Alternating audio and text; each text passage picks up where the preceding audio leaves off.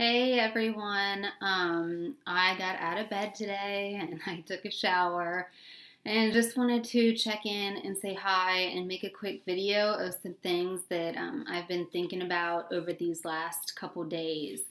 And the first one is just 5 points that I thought about. And the first one is to treat people right. And I mean that. I was thinking about my restaurant days, and I'd have the same customers who would come in, and then I'd have customers who maybe it was their first time coming in, and I didn't know if they were going to come back or not. But either way I looked at it, I treated both customers the same.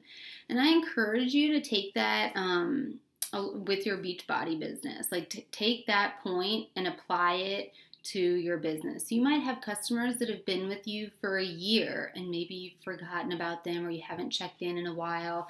And you might have brand new customers. They might not be on Shakeology yet, or they may have just been hesitant to buy a program or whatever. I strongly encourage you to treat both of them the same.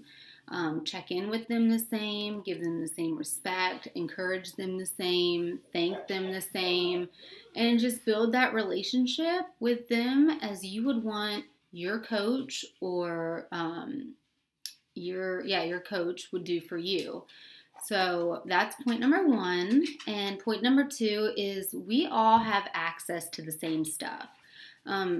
And what I mean by that is we all have an online office. We're all in Beatnik. We're all in Be Misfit. We all have Google. We all have access to the same stuff. So you can't look at a coach above you or someone who's been doing it longer and compare yourself to them, because you have to really take inventory of yourself and what you're doing for your business. Have you been posting every day? Have you been consistent with your power hours? Have you been consistent inviting?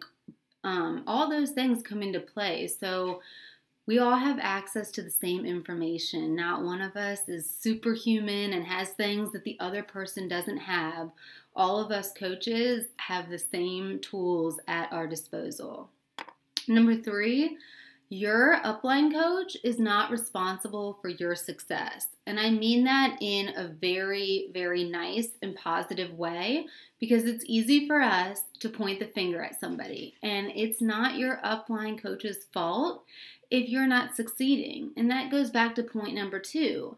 Take an inventory of what you're doing and what you're doing for your business, your life, where you need to improve. We all need to improve. Lord knows time management and organization sometimes aren't my strong suits, but I work on that and I've acknowledged that. You know, when I first started out as a coach, personal development wasn't my strong suit. I pretended like I was doing it. And honestly, I haven't done a whole lot of reading this week, but I've been watching videos and tuning into things that light a fire under me and, really make me think and want to be better and want to be positive. So it doesn't have to look like opening a book and reading.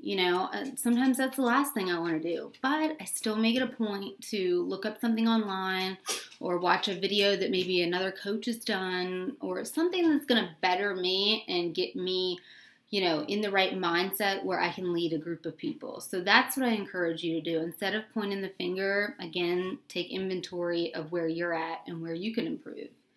The fourth point is we are all a team. So what I mean by that is get to know other people on your team. I know we're all busy and I know we all have stuff going on, but there's going to come a point where, you might need a question answered, or you might need to reach out to somebody who, like, for example, I'm not a mom, so it's hard for me to relate to a coach who is a mom. That doesn't mean I can't help them or I can't give them the tools, but they might relate better or pull better from another coach who is a mom. And I'll use the example of Shayna, something connected with her with Stephanie Chico's story after Summit. And that's what I mean. We're all a team. It doesn't matter where you're connecting the dots or where you're getting stuff from or where you feel, inspired or you can relate to, because we're all one big team. So I really encourage you guys to really, understand that and run with that as well. Fifth point, and then I'm done. Until you do personal development, you are not going to grow or change in the areas where you want to grow or change. And everything I'm saying here is not me pointing the finger at what you're doing wrong or what I'm doing wrong. It's just a reminder that we all have areas where we need to improve. And before we get frustrated or throw in the towel or point the finger, take a deep breath, come back to these points and dive into a little bit of personal development. I guarantee, like, your heart and your soul and your long day of frustration or, your bad attitude, I've been there. It will slowly start to go away if you fill your life and your surroundings with some positive stuff. Does that mean we're not ever going to have a bad day? No, but we don't need to go out and post on Facebook we're having the most horrible day, this, that. No, those are the times where we need to dive in to personal development, get our workout on, and just go from there. So I hope you guys took something away from these 5 points. And like I said, I'm starting to feel a little bit better, but I haven't really left the house since Friday. So you guys are lucky I showered. Bye.